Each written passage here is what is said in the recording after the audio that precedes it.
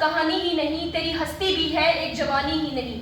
लड़खड़ाएगी तो कहाँ तक, लड़खड़ाएगी तो कहाँ तक, तुझे संभलना होगा, रुत बदल कर तुझे इस जमाने के अपने लिए फलना फूलना होगा। सभा में उपस्थित सभी अधिकारीगण व मेरे प्यारे मित्रों, मेरा आप सभी को सादर प्रणाम। मेरा नाम मोनू है और मैं जनपद कन्नौज को रिप्रेजेंट कर रही हूँ।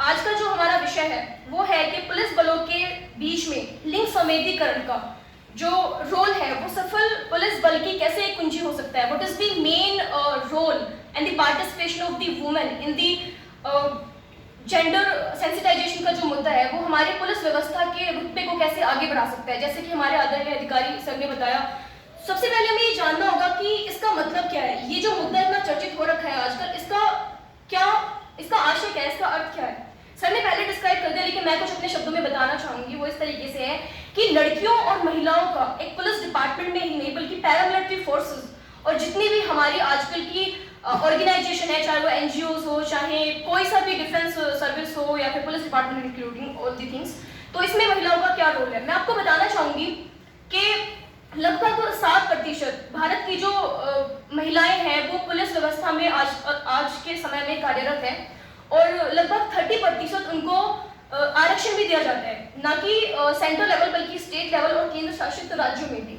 उसके साथ ही मैं आप सबको अवगत कराना चाहूंगी कि आखिर इन चीजों की जरूरत क्यों पड़ी। मेरे तीनों मित्रों ने अभी इस चीज को अच्छे से डिस्क्राइब किया, जो कि बहुत बेसिक चीजें हैं कि भाई क्यों हमें एक वुमेन की जरूरत होती है। इसमें है कि हमें 3-4 चीजों की जरूरत पड़ेगी। एक तो increasing the number of the women in the police department, second thing is की gender equality, third thing is support system जो कि बहुत जरूरी है। जैसे कि एक अनमैरिड या फिर मैरिड कैंडिडेट है अगर पुलिस डिपार्टमेंट में, तो उसको चाइल्ड केयर लीव कैसे दी जा रही है, उसको उसके खुद के जनपद के आसपास ट्रांसफर कैसे दिया जा रहा है, उसको क्या लिविंग फैसिलिटी दी जा रही है। और सरकार को यही नहीं चाहिए कि सिर्फ वो 30% जो आरक्षण है सिर्फ उसको आगे बढ़ाए, बल्कि इसकी भी जरूरत है कि जनपद के सभी लेवल में, चाहे वो छोटा या बड़ा हो, वहाँ पे महिलाओं की नियुक्ति की जाए। अभी पिछले अक्टूबर के लास्ट वीक में मिशन शक्ति एक माननीय मुख्यमंत्री श्री आदित्यनाथ योगी जी के द्वारा शुरू किया गया था, जिसमें यह है कि महिला सशक्तिकरण को बढ़ावा दिया गया। प्रत्येक जनपद के थानों में एक महिला डेस्क को तैयार किया गया, जिसका सिर्फ एक ही उद्देश्य था कि हम किस तरीके से महिलाओं से रिलेटेड केस को एक वुमेन ऑफिसर, एक वुमेन पुलिस ऑफिसर हैंडल कर सकती है। मैं यहाँ पे एक पक्ष ये भी रखना चाहूंगी कि आखिर क्यों महिलाओं को सिर्फ डेस्क ड्यूटी या फिर किसी महिला से रिलेटेड ड्यूटी ही क्यों दी जाती है। उनको ऐसे भी ऑपरेशंस हैंडल करने के लिए उनको आगे बढ़ाना चाहिए, क्योंकि जब तक आप उनको कोई टास्क नहीं दोगे वो कैसे आगे बढ़ेंगी। I am the example, Mahatma Gandhi ji का एक कोट्स है कि विश्व में अगर आप कोई परिवर्तन देखना चाहते हैं तो उसे खुद से शुरू कीजिए। मैं एक चीज को खुद से शुरू करना चाहूंगी कि I am a participant here.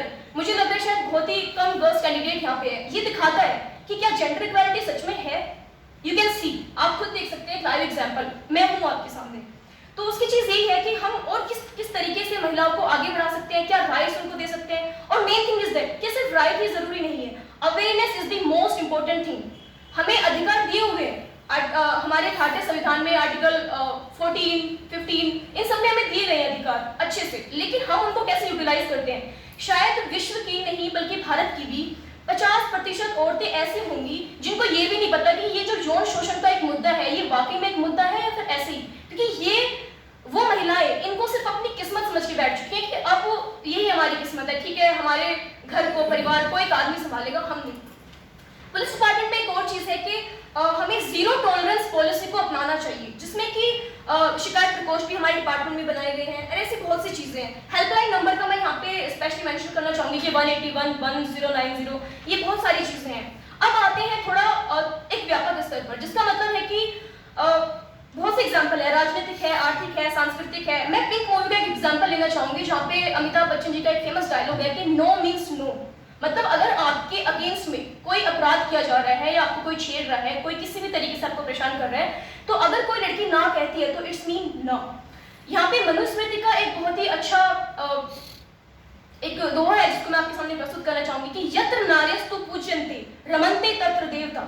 I think आप सभी इसका मतलब जानते हैं, बट फिर भी मैं डिस्क्राइब कर दूं कि जहां जहां भी नारी की पूजा की जाती है, जहां जहां नारी की पूजा की जाती है वो स्थान, उन स्थानों पर देवताओं का निवास होता है। आप भली भांति समझ सकते हैं कि इसका मतलब क्या है। हमें सिर्फ नेशनल और इंटरनेशनल लेवल पे ही नहीं बल्कि खुद से, अपने परिवार से, अपनी माता और बहनों से शुरुआत करनी होगी कि हम कैसे, ये सिर्फ पुलिस डिपार्टमेंट का एक इशू नहीं है, ये पुलिस डिपार्टमेंट